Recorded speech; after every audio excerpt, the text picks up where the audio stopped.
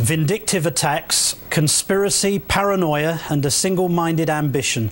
It's all part of daily life as a Sarah Palin staffer, according to a scathing new tell-all. Some 60,000 emails are the basis for a book in which a former aide portrays Palin as incompetent and ethically compromised during her tenure as Alaska governor. And perhaps most pertinently, the book casts real doubt on her personal faith and conduct. Frank Bailey is the former staffer behind the book, entitled Blind Allegiance to Sarah Palin, and I'm delighted to say that he joins us now. Good afternoon, sir. Thank you for having me. Sarah Palin has repeatedly traded, as you know, on her Christian faith. In your book, you write, love thy neighbour, turn the other cheek, forgiveness. These New Testament concepts were not part of Sarah's Old Testament temperament. Both eyes for an eye was the rule, and vanquishing enemies became a goal. What did you think of her desire for vengeance and that desire to be vindictive? You know, she was obsessive about it. It was difficult because I pushed so hard to help her in that. And I mean, a lot of the book is a confession about some of the things that I was involved in that I really, truly regret. I've had to go back to folks and apologize to them for some of my actions, tearing down their character. But she had to put her image up as this perfect person. And so she believed that being vindictive was politically the right thing to do? I don't know that she believed it, but it certainly is how she governed. It is how she ran her campaigns. It is how she lived. It's hard to equate that with her claims of Christian faith. And elsewhere in the book you say, I never saw Sarah read or carry a Bible on any of our frequent travels together, nor did she cite verses. We didn't hold prayers before meals or prior to meetings. So is this claim of Christianity a complete charade? You know, Martin, I don't believe it's a charade. I just believe that she strayed from those things. It's hard for me to see her say things in the news. But Frank, every time she makes a speech, she says she's prayed about something. Right. She's waiting for God to guide her. And in your book, you say you never once saw her pray, and you never once saw her read scripture. That is correct. So is it a charade?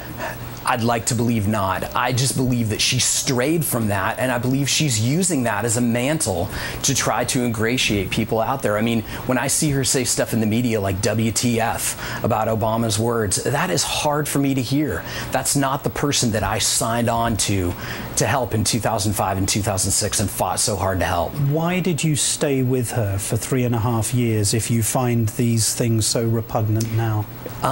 It's a great question, but I vested so much of myself.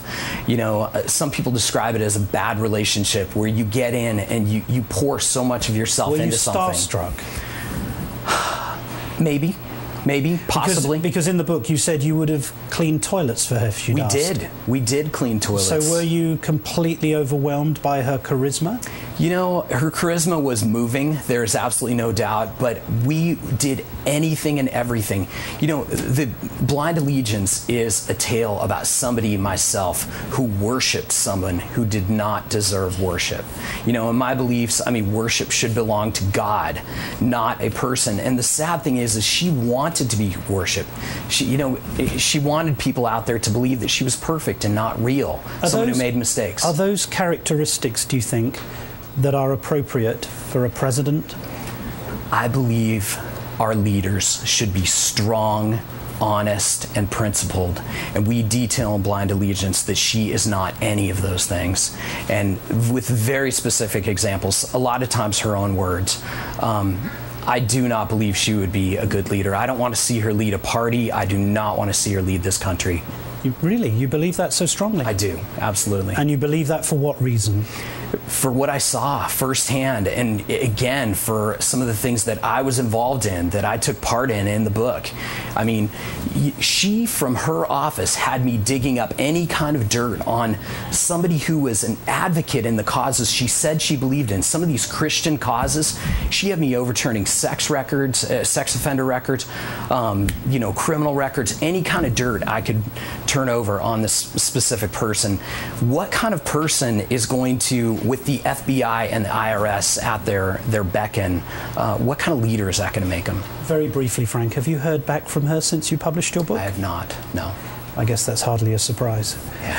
Frank Bailey, the book is Blind Allegiance to Sarah Palin, out today. So thank you very much for joining us. Thank you.